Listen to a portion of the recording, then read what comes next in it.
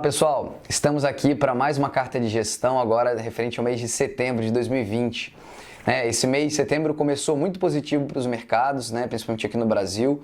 A gente teve uma sinalização de encaminhamento das reformas para o Congresso. Parecia que o mês ia ser muito bom, começamos subindo bastante nos primeiros dias do mês, mas apesar disso, ao longo do mês, algumas notícias foram pesando, tanto no cenário internacional como aqui no Brasil.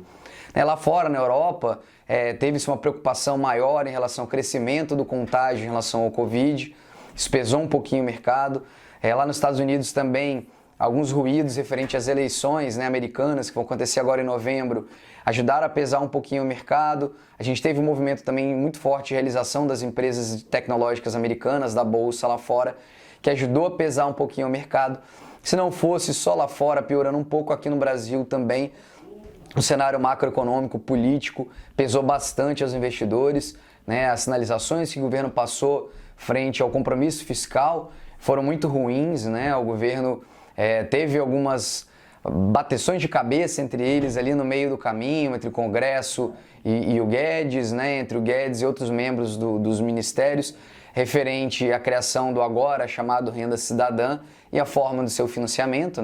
Por causa do Covid, a gente já vai ter um movimento de aumento do endividamento público brasileiro muito forte, e o governo tentou financiar esse programa, está tentando financiar o programa de uma maneira que os investidores não gostaram muito. Foi uma sinalização bem negativa para o mercado, a tentativa do governo de financiá-los com os recursos do Fundeb e também dos precatórios, que na verdade seria uma pedalada em cima do teto dos gastos, o que não foi bem visto. A gente já viu isso acontecer outras vezes em 2010, no governo anterior, e que acabou finalizando aí no impeachment do governo Dilma, essas tentativas de maquiar o balanço fiscal do país. Então, essas sinalizações não foram bem vistas para o mercado. Isso fez com que, somado a todo esse cenário que a gente comentou lá de fora, fizesse a nossa bolsa aqui cair 4,8%. As bolsas lá fora também fecharam com magnitudes bem próximas dessas no mês de setembro. Os juros futuros aqui subiram muito, a gente teve um estresse muito grande aí nos juros futuros. Para ter uma noção, até os fundos daí, as taxas do Tesouro Selic, fecharam negativas no mês. Então foi um mês bem atípico por causa desse cenário fiscal bem ruim aqui no Brasil, esse ruído todo que o governo teve. Isso ofuscou muito os dados positivos que a gente teve aqui na nossa economia, com vendas do varejo mais forte, com produção industrial mais forte, criação de empregos mais forte e também com uma balança de pagamentos, o Brasil recebendo mais dólares do que enviando, sendo superavitário nas contas externas.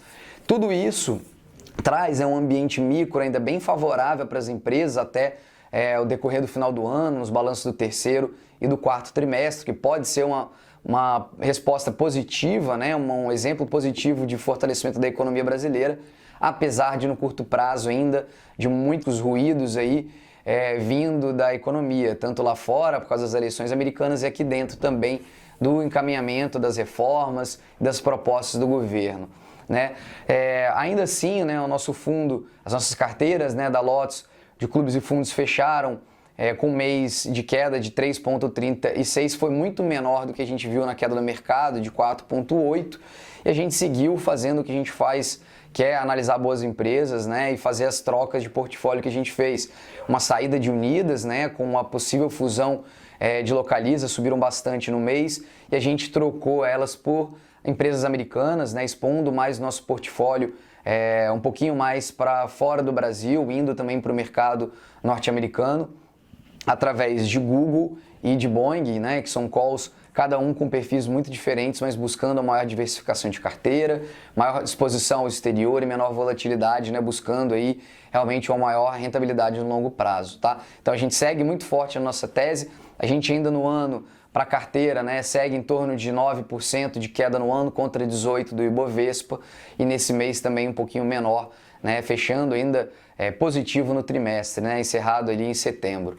Então, a gente segue muito positivo para o final do ano, ainda observando os riscos políticos que podem vir, mas ainda acreditando numa recuperação mais forte da economia brasileira, dos dados que estão vindo das empresas.